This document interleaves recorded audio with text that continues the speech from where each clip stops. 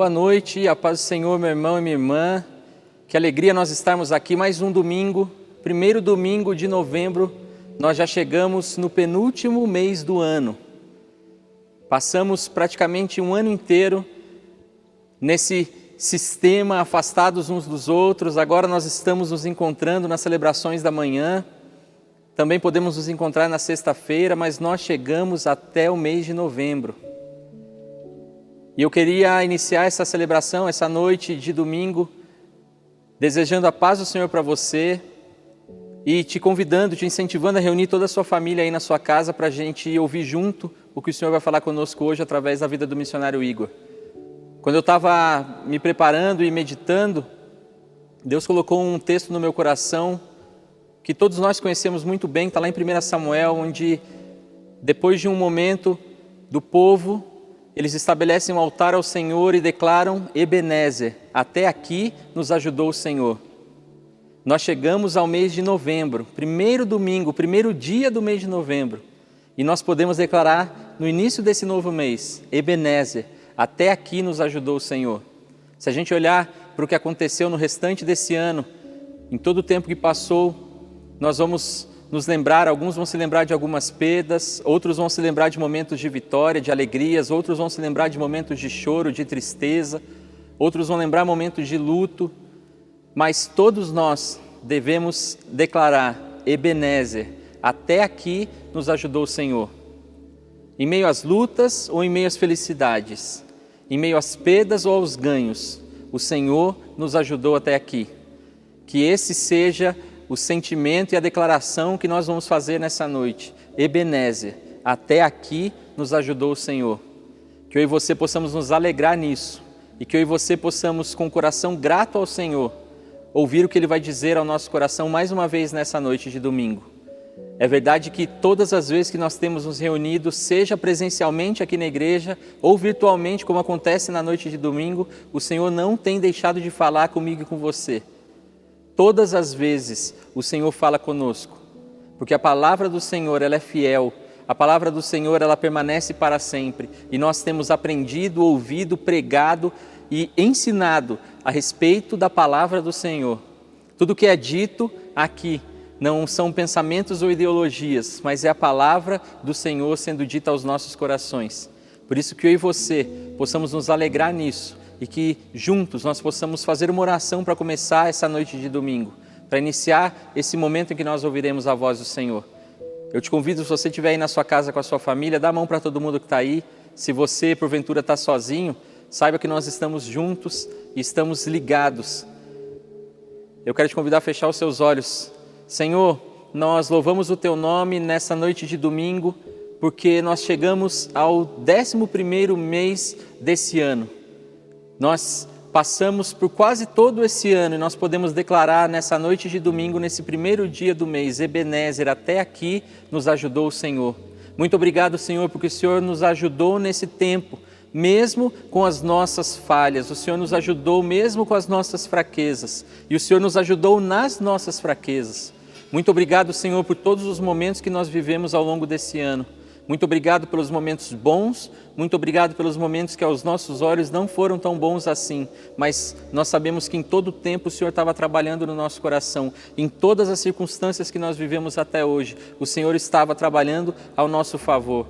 Muito obrigado, Senhor, por esse novo mês que se inicia hoje e que esse mês, assim como os meses que passaram ao longo desse ano, o Senhor continue cuidando de nós, direcionando a nossa vida e o Senhor continue sendo o centro da nossa vida, o Senhor continue sendo o alvo da nossa caminhada. Se for da sua vontade que nós caminhemos mais esse mês de novembro, que todos os dias e todos os passos dessa jornada sejam guiados pelo Teu Espírito Santo e pela Tua Palavra e que o nosso alvo não deixe de ser nunca Jesus Cristo. Muito obrigado, Senhor, por essa noite de domingo. Fala mais uma vez aos nossos corações, que eu e o meu irmão, eu e a minha irmã, possamos ser ricamente abençoados por aquilo que o Senhor vai fazer nessa noite. Nós louvamos o Teu nome, em nome de Jesus. Amém. Vamos ouvir a palavra do Senhor mais uma vez. Boa noite, irmãos. Um grande prazer estar aqui de novo, compartilhando o Evangelho, dando o que a palavra de Deus tem para nós nessa noite. Eu queria convidar vocês a lerem um livro de Atos, abrirem suas Bíblias no livro de Atos. capítulo 6. Nós vamos ler somente o início, só os primeiros 7 versículos, mas o texto todo que nós vamos caminhar em Atos é Atos 6, 7 e 8, tá certo? Mas nós vamos ler só o Atos 6, de 1 a 7. Vamos lá? Atos 6, versos de 1 a 7. À medida que o número dos discípulos crescia, surgiram murmúrios de descontentamento. Os judeus que de fala grega se queixavam dos que de fala hebraica, dizendo que suas viúvas estavam sendo negligenciadas na distribuição diária de alimento. Por isso, os 12 convocaram uma reunião com todos os discípulos e disseram: nós, apóstolos, devemos nos dedicar ao ensino da palavra de Deus e não à distribuição de alimentos.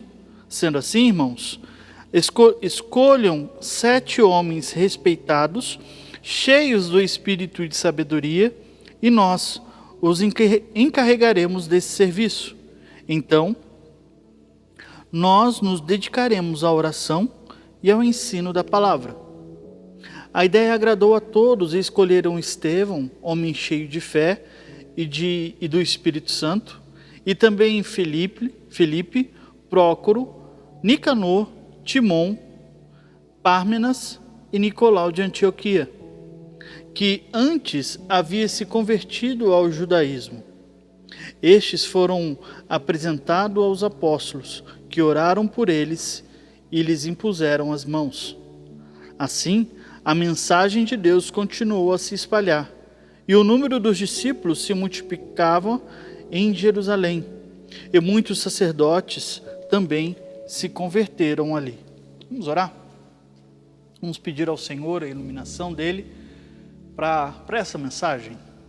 Ó Pai Santo, nós estamos aqui diante do Senhor, pedindo, Senhor, que fale aos nossos corações, que o Teu Santo Espírito visite cada lar, Senhor Deus, nesta noite, e que a Tua mensagem, Senhor Deus, possa trazer e fazer diferença em suas vidas. Perdoe, Senhor Deus, as nossas falhas, os nossos pecados, e faz, Senhor Deus, cada dia mais unidos e próximos a Ti. Em nome do Seu Filho Jesus. Amém. O texto aqui que foi lido, ele é muito importante porque ele vai nos apresentar uma pessoa, uma personagem que vai fazer a diferença nesses 3 capítulos, capítulos 6, 7 e 8 de Atos. Porque através dele, através dessa pessoa, a história ali da igreja muda.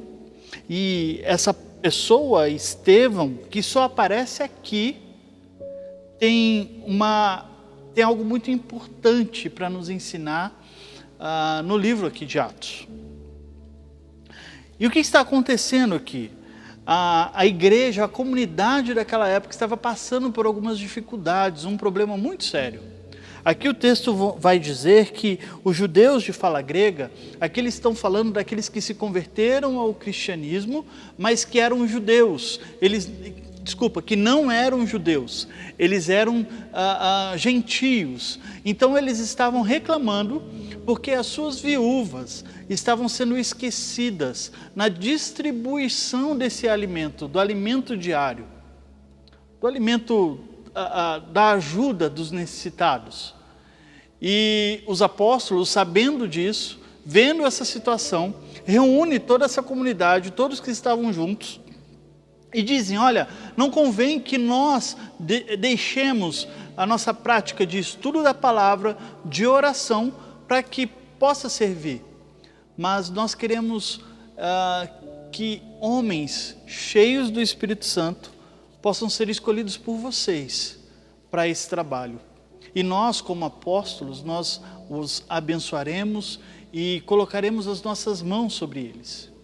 E olha que interessante, todos aqui concordaram com o que os apóstolos estavam dizendo. E eles, então, não poderiam escolher pessoas aleatórias, pessoas do nada, assim, que aparecem do nada. Pelo contrário, eles deviam escolher pessoas que estavam cheias do Espírito Santo e tinham sabedoria para saber como agir. Então, eles escolheram alguns nomes. Aqui no nosso texto vão dizer esses nomes.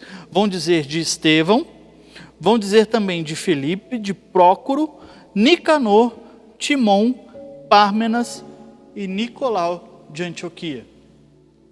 Esses homens eram responsáveis para distribuir o alimento que estava faltando para essas viúvas de convertidos de uma fala não hebraica, os convertidos que eram gentios. E eles, a partir deles, essas mulheres seriam servidas.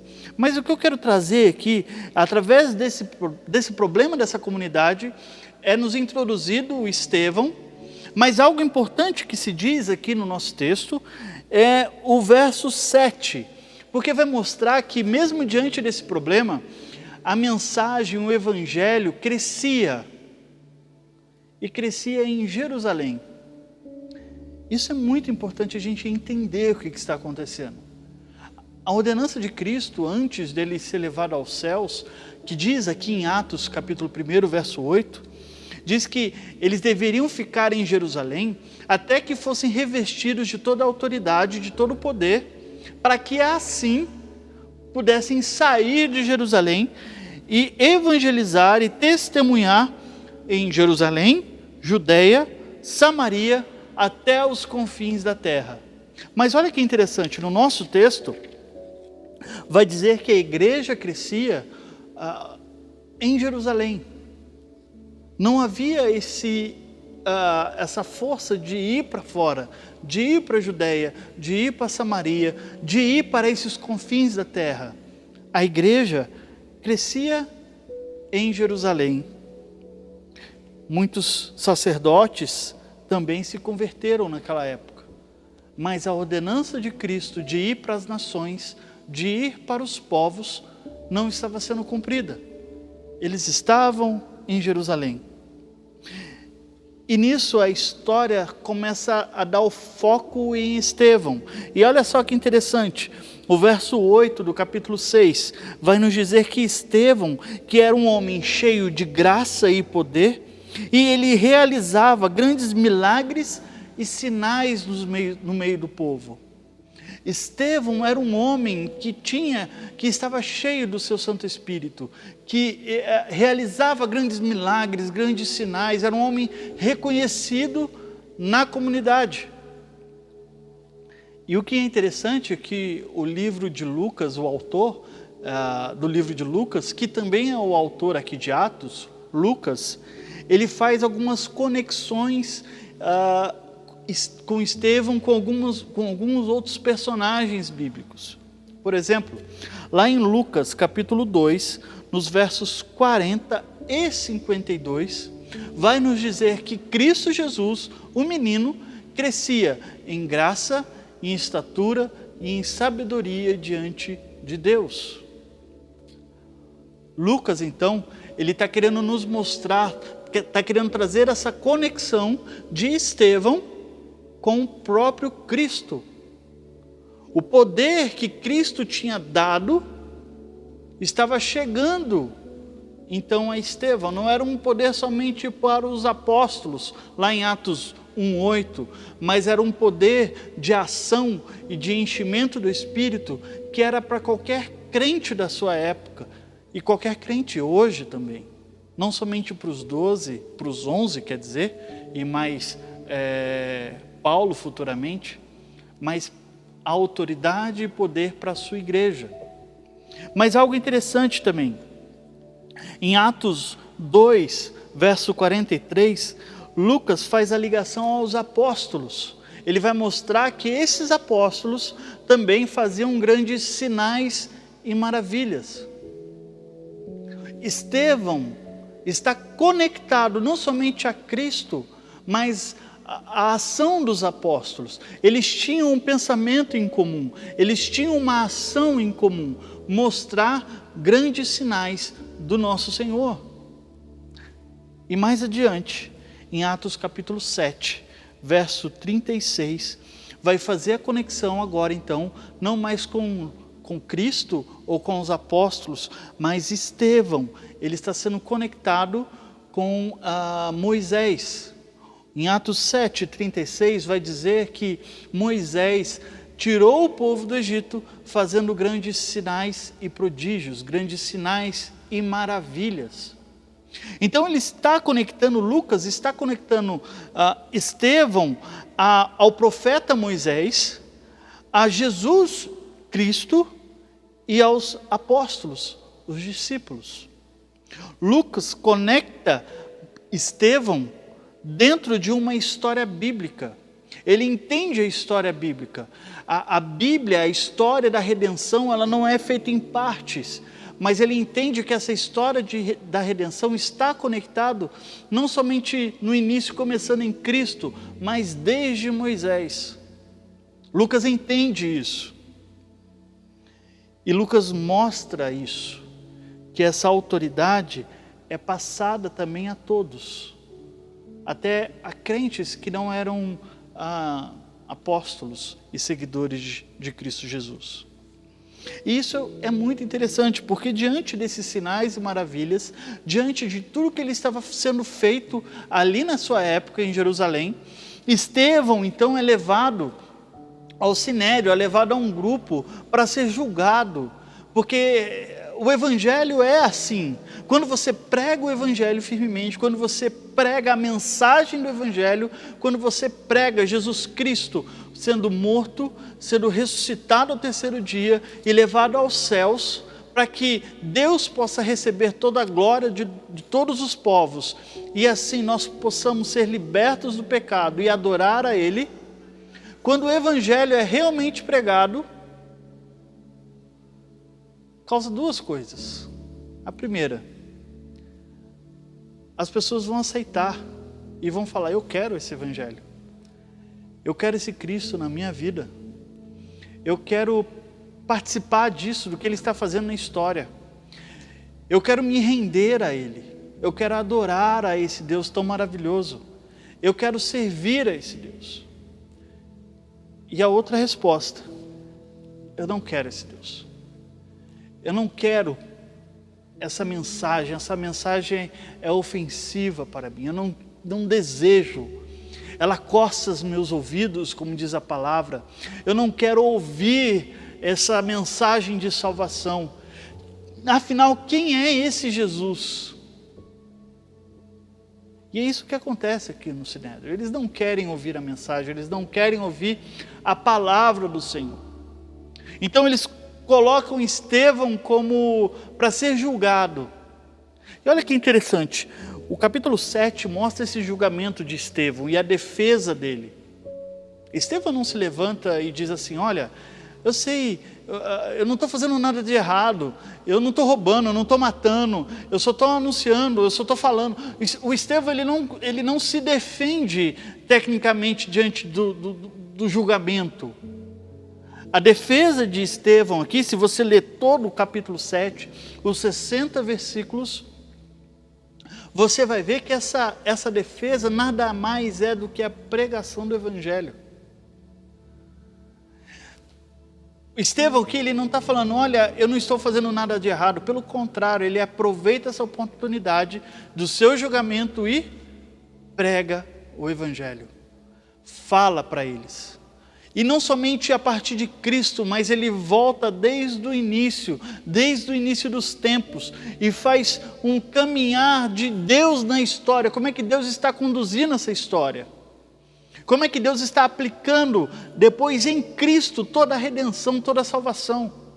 Ele entende isso e prega isso e fala dessa mensagem. E o que é interessante, esses homens que chegam e falam assim: nós não queremos ouvir esse evangelho, agora eles não desejam não somente não ouvir o evangelho, mas agora eles desejam até matar quem está pregando o evangelho. E ele pega em pedras, e eles incitam o povo a pegar nas pedras, e eles fazem isso e jogam pedras em Estevão, ao ponto que a quantidade de pedras ali se torna até mesmo o seu túmulo. E eles fazem isso debaixo dos olhos de um jovem que estava começando ali. Que a partir dali, do capítulo 8, por exemplo, do final do 7, do início do 8, começa a aparecer um jovem chamado Saulo, que futuramente vai se chamar Paulo. Eles apedrejam Estevão. Eles matam Estevão. E o que é interessante,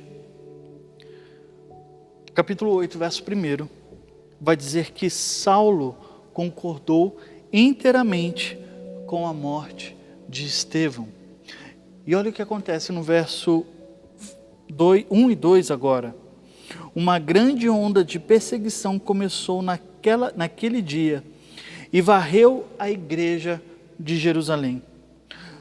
Todos eles, com exceção dos apóstolos, foram dispersos. Para onde? Judeia, Samaria. Qual que era a ordenança do Senhor? Eu quero que vocês fiquem em Jerusalém, sejam revestidos de autoridade e poder através da descida do Espírito Santo e depois vão para as nações, para a Judeia e para a Samaria. Eles começam a ir para a Judeia e para a Samaria após a perseguição, após a morte de Estevão. Eles ouvem e entendem que eles precisam ir após um homem que se levanta para pregar no meio dos seus acusadores e prega. E ele não se preocupa com a sua vida. O texto não nos fala se Estevão tinha mulher, tinha filhos, se tinha mãe, se tinha pai. Mas o texto, nós sabemos que Estevão deveria ter alguma família. O ser humano não vem do nada. O ser humano vem de pais, de tios, de irmãos. Ele devia ter alguém próximo. Mas ele não se preocupou com isso. Ele não se preocupou que, nossa, como é que vai ser a minha família sem mim? Como é que eu vou ajudar? Ele não se preocupou com isso. Ele pregou o Evangelho. E antes de ser morto, ele olha para os céus e vê a glória do Senhor. E vê o Senhor, não somente o Deus Pai, mas Deus Filho, Jesus Cristo, sentado à destra do Pai. Ele viu isso, ele almejava isso. Ele ora por aqueles que estão matando ele. Deus, não nos impute esse pecado. Eu quero trazer algumas lições nesse texto, nessa noite, sobre missões e sobre a vida de Estevão. Primeira lição que eu queria trazer é, irmãos, não fujamos do sofrimento. Nós, como cristãos, devemos aprender a sofrer. Entenda que aprender a sofrer não significa se deleitar no sofrimento e falar, nossa, como é gostoso, como é maravilhoso, traga mais sofrimento para mim. Eu não estou dizendo isso, eu estou dizendo que nós precisamos aprender a sofrer. Saber que no meio do sofrimento, Deus está conosco. Saber que no meio do sofrimento, o Evangelho precisa ser pregado de qualquer jeito. Saber que no meio do sofrimento, o perdão deve ser dado. Saber que no meio do sofrimento, nós podemos olhar para o alto e ver Deus e a sua glória. O livro de Eclesiastes vai nos dizer isso, por exemplo, que é melhor estar numa casa onde há luto do que numa casa onde há festa. Porque no luto nós conseguimos aprender. E a festa é o lugar para você comemorar. É o lugar para festejar. O sofrimento acontece, as dores acontecem, como disse S. Lewis, que o sofrimento é o megafone de Deus. Ele está gritando para nós e falando alguma coisa que está acontecendo que nós não estamos conseguindo ouvir. E no sofrimento é onde nossos ouvidos e o nosso coração se torna mais sensível à mensagem. A igreja aqui passou por um sofrimento, estava passando por um problema, a falta de alimento para essas viúvas. É levantado um homem, 7 homens na verdade, um desses homens era um Estevão, e a igreja ainda está passando por um problema, porque não entendeu que o evangelho era para ser anunciado para todas as nações. Eles estão em Jerusalém. E Deus levanta então a perseguição. Para quê? Para que eles possam ir e pregar, para que eles possam sair do seu comodismo, para que eles precisam entender a mensagem. Eles saem. O Evangelho é uma vida que muitas vezes vai gerar o sofrimento. O próprio Cristo disse isso, que se eles perseguiram a Ele, quanto mais a nós, que somos seus discípulos. Nós precisamos tirar lições dos sofrimentos em que passamos em nossas vidas. E esse sofrimento, irmãos, não pode deixar que o Evangelho pare de ser anunciado. O livro de 1 Pedro, ele é fantástico, porque ele diz que bem-aventurados nós somos, se nós sofremos algum tipo de perseguição pelo bem, pelo anúncio do Evangelho. É melhor ser perseguido pelo anúncio do Evangelho do que por coisas erradas que nós fazemos. E o livro de 1 Pedro vai dizer isso. Então, irmãos, a primeira lição é: nós precisamos aprender a sofrer. Nós precisamos aprender o que Deus está querendo nos mostrar, quais são as atitudes. E isso o sofrimento não é um meio para nós nos distanciarmos de Deus, pelo contrário, é um meio de nós anunciarmos o Evangelho e continuar próximo dele.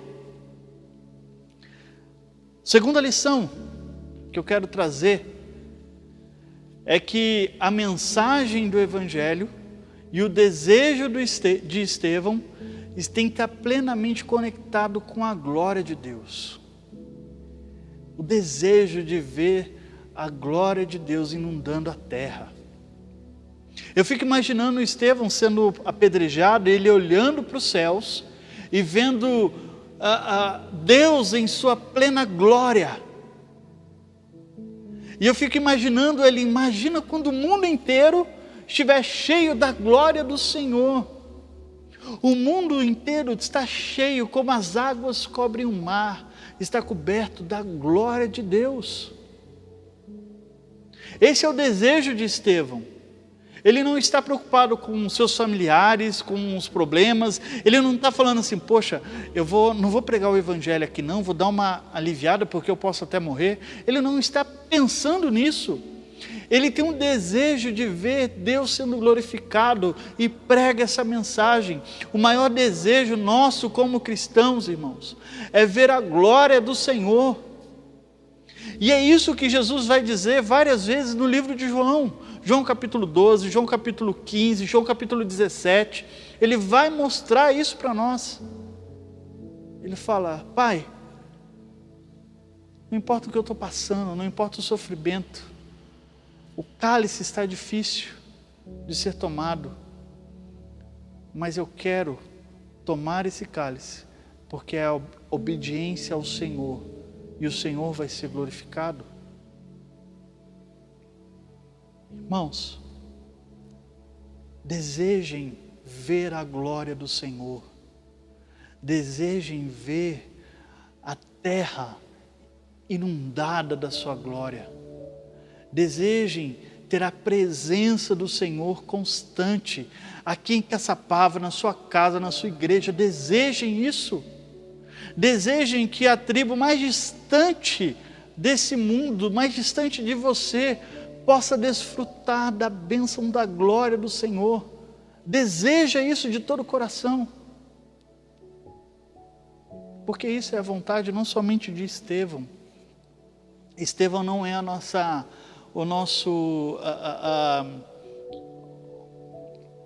nosso ator principal, o nosso chamariz principal.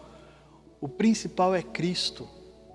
é aquele que sofreu, é aquele que morreu, aquele que ressuscitou. Tudo isso para que o Pai possa ser glorificado.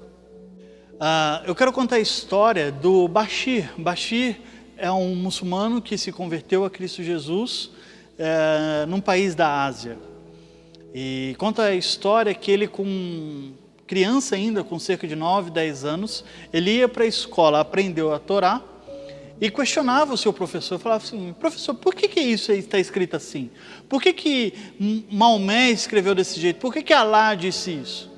Então, esse professor chamou os seus pais e falou assim: olha, esse seu filho está com um demônio no corpo porque ele está questionando, ele está fazendo perguntas e não pode acontecer isso. Os pais dele, então, pela orientação do professor, constrói um quarto com um banheiro no fundo de sua casa e deixa ele preso lá, porque ele traria maldição para sua casa. E ninguém tem contato com o Bashir, ninguém fala com ele, somente a sua mãe que leva um alimento para ele e água de manhã e no final do dia. E ele passa dias ali. Chega num momento que ele começa a fugir de vez em quando, às noites, para poder caminhar e fazer perguntas: por que ele está passando por isso? Em uma dessas caminhadas ele para num ponto de ônibus e passa ali um casal de trabalhadores, de missionários daquele país. E começa a conversar com ele, e leva ele para casa, dá o alimento para ele, e ele participa de uma reunião, de um culto com eles. Então Bashir volta, e alguns dos seus amigos que viram o Bashir andando com esse casal falam para os seus pais, para o seu pai principalmente. E ele vai questionar o Bashir, fala: você está andando com aqueles homens, aqueles missionários? Você deixou de ser muçulmano? Então o pai, junto com os outros filhos e os primos, batem no Bashir e amarram ele quase nu na árvore que há no quintal da sua casa. Então, num momento do dia, a mãe dele corta essas amarras que eles tinham e fala assim: fuja daqui, porque seu pai está querendo matar você, porque ele fala que você virou cristão. E o Bashir foge dali, vai para a casa daqueles missionários e foge do país. Passando um tempo depois de fazer a sua faculdade, ele volta para a sua cidade para conversar com seus familiares, conversar com seus amigos, e ele descobre que a sua mãe havia sido morta pelo seu próprio pai, de tanto apanhar. E quando os amigos veem Bashir chegando na sua rua, no seu país, ali onde ele estava, eles cercam Bashir e batem nele, batem muito nele. Então um amigo, vendo Bashir, recolhe ele e cuida dos seus ferimentos. E Bashir chega e fala para ele assim: por que você está fazendo isso para mim? Você sabe que eu não sou muçulmano, você sabe que eu virei cristão. Por que você está cuidando de mim? As pessoas podem ir para cima de você e bater em você também. Ele fala assim: Bashir, eu te conheço já desde pequeno e eu vi que você apanhou muito e nunca revidou. Eu quero esse Cristo que você serve. Bashir então batiza esse amigo. E depois de um tempo, um missionário foi naquela época para conhecer alguns movimentos de discípulos, de plantações de igreja que estavam acontecendo ali. E olha só que interessante, eu quero ler um trecho de um livro que conta essa história para vocês. Olha só.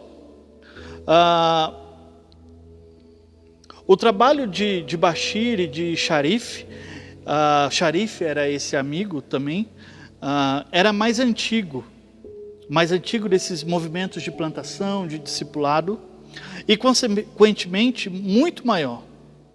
A estimativa no ano de 2001, olha só que interessante, o ano de 2001 indicou que havia 89.315 cristãos espalhados por cada um dos 64 distritos daquele país.